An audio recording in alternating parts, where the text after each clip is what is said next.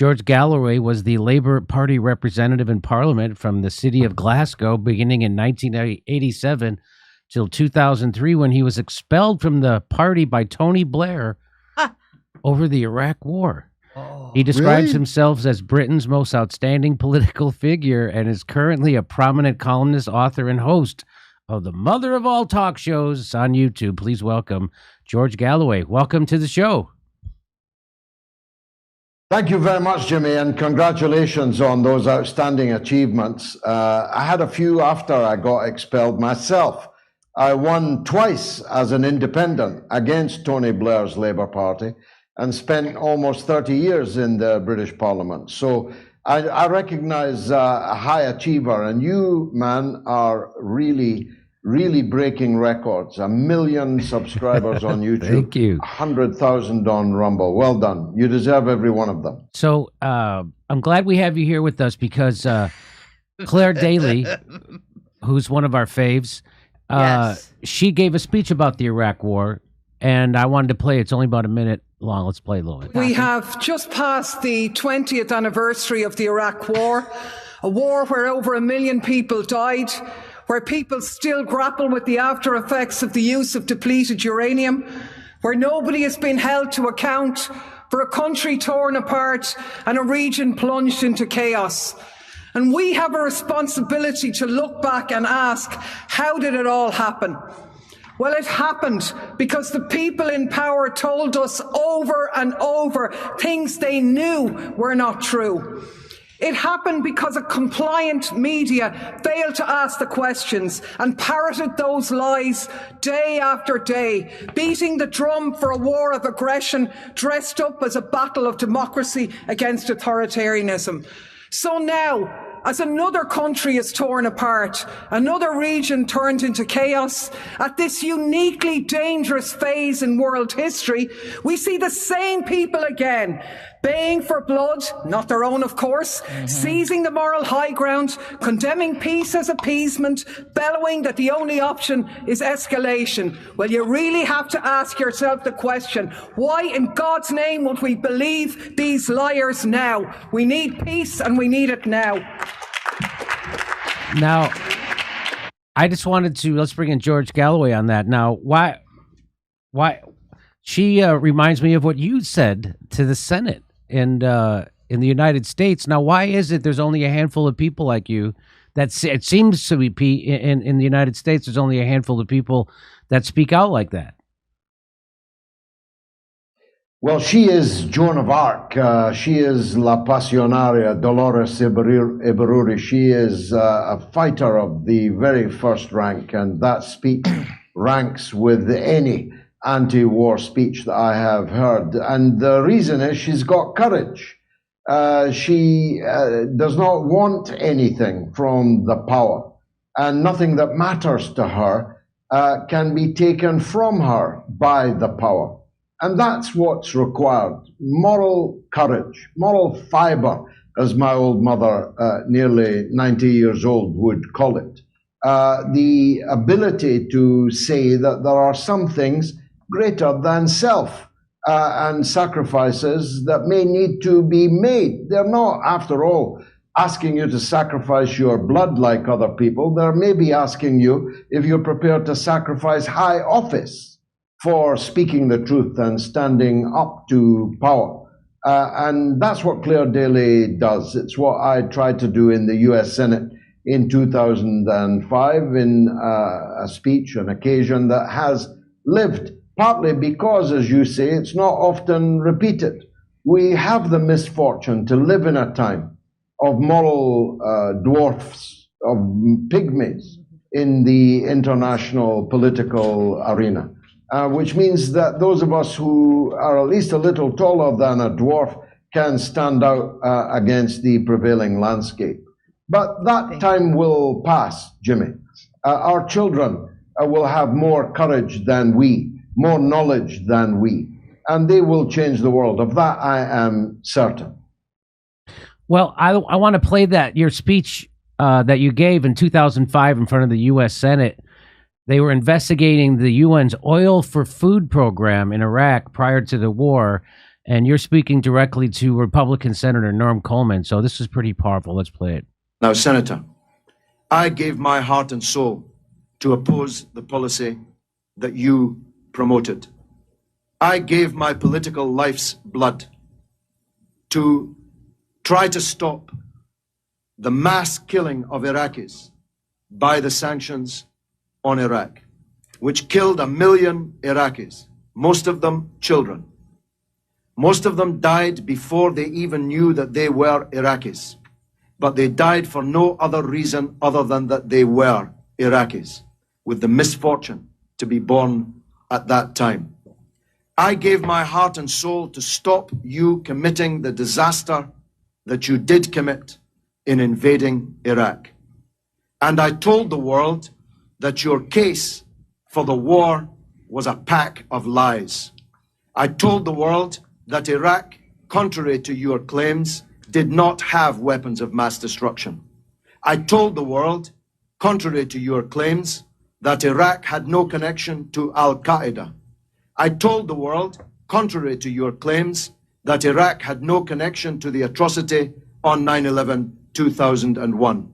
I told the world, contrary to your claims, that the Iraqi people would resist a British and American invasion of their country, and that the fall of Baghdad would not be the beginning of the end, but merely the end of the beginning. Wow. So that was 2005. That was you then.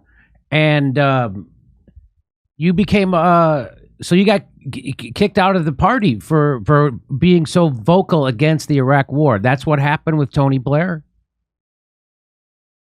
Yes, and when I came to the Senate, I had just been elected as an independent candidate, defeating a pro-war Tony Blair Labour Member of Parliament, and I did it again in another city called Bradford in 2012, which showed that we're not alone, that if with the proper application of courage and having kissed the Blarney Stone in Ireland several times when I was a child, the ability to string a few sentences together, you can win the hearts and minds of people. The liars don't always win. And all the signs are, and I'm very optimistic about this, is that the liars are running out of steam. Who anywhere is listening to the braggadocio of Mike Pompeo right now, or the blinking stupidity of Antony Blinken? Who's listening to the drooling senility of Joe Biden in the world anymore? People are jumping off the American train at quite a rate of knots, including passengers that we never imagined would. The kings of Saudi Arabia, for example, are only the latest to do so. So the tide has turned. Times they are changing. And the first one now will later be last. Of that, I'm sure. Well, here's something. This is from a guy named Richard Haas. Now, he's an American diplomat. He's been president of the Council on Foreign Relations since July 2003, prior to which he was director of policy planning for the United States Department of State and a close advisor to Secretary of State Colin Powell in the George Bush administration. And he says this, he tweets this out: the U.S. did not launch the Iraq war 20 years ago based on lies, nor did it go to war for oil or Israel. But the 2003 Iraq war was an ill-advised war of choice, a bad decision badly executed. The U.S. and the world are still living with the costly consequences. So what do you say? What do you say to something like that when he said he doesn't actually tell us why we went to war? We were supposed to believe that we actually went to war because we believed the lies about Saddam Hussein having. We all know those were lies. We know how Dick Cheney would make up that lie, and then he would feed it to a reporter named Judith Miller, and then Judith Miller got for some reason, was able to print whatever she wanted on the front page of the New York Times. And then Dick Cheney would go on Meet the Press and say, hey, the New York Times is reporting that Iraq has weapons of mass destruction. But he just planted that story and he knew it. And so everybody knows. So that's the game. That was the game.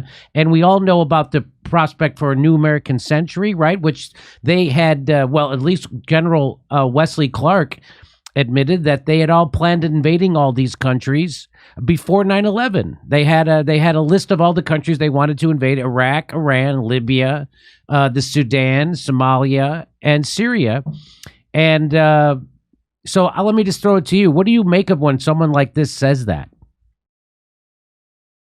Well, I'm familiar with Dick, as I called him, back then as now. And whilst there's more rejoicing in heaven when a sinner doth repent than when those in no need of repentance, it leaves a bitter taste in the mouth because, of course, these were the very people and their counterparts in the war media who took us into that disaster, as Claire Daly just inimitably said. So at least all of them now accept that it was a bad decision. We told them it was at the time, if only they had listened to us. But that's of interest now only to the historian. Except in this regard, I'm wondering why so many people are ready to believe the same kind of lies, often from the same liars, always from the same platforms, about every subsequent war, including the ones we're now in.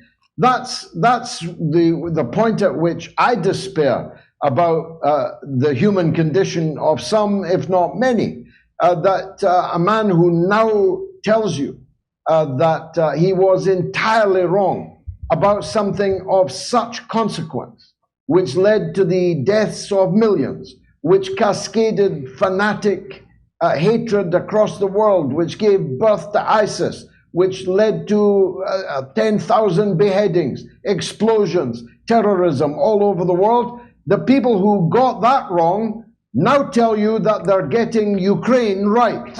Now tell you that they're getting Taiwan right. They're getting the Persian Gulf right.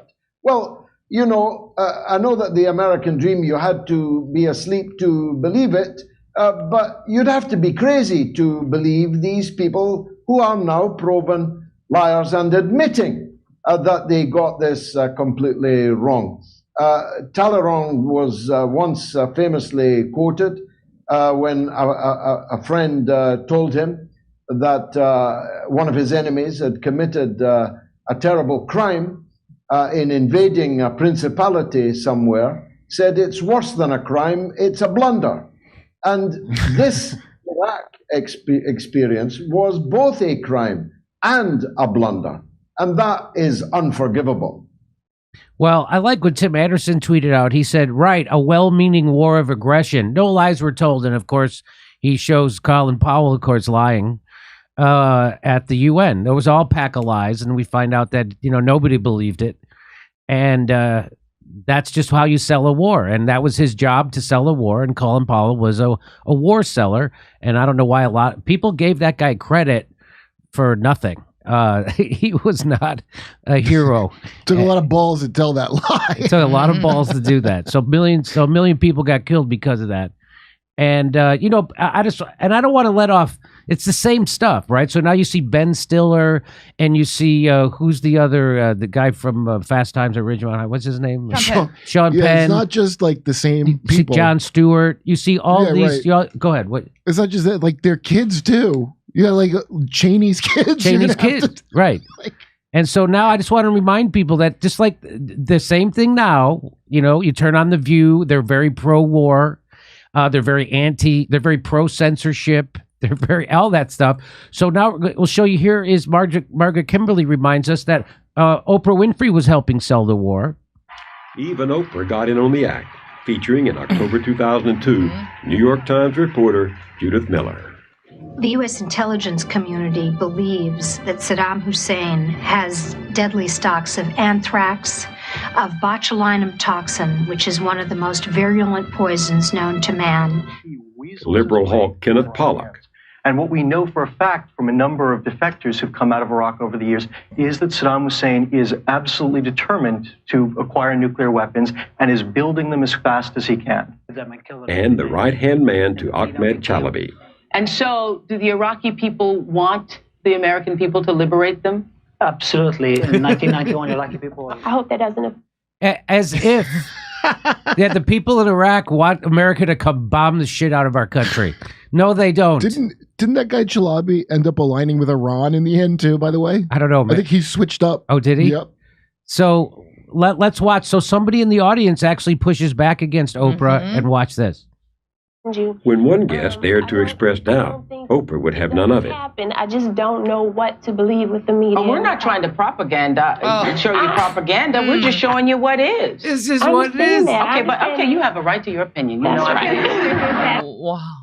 We're not showing you. This is the truth. And how does Oprah know it's the truth? She has no idea. She has no idea that she's a pawn in a CIA plot to decapitate the Iraqi government and install a puppet regime and steal their natural resources, and then go on to do that in Libya and Syria, 20 years in Afghanistan. And she didn't know that she was just a pawn, just like Jon Stewart when he pins a medal on a Nazi at Disney World, just like Sean Penn when he goes over there, just like what's his name? I just said Ben Stiller? Yeah. Ben Stiller, who I love Ben Stiller.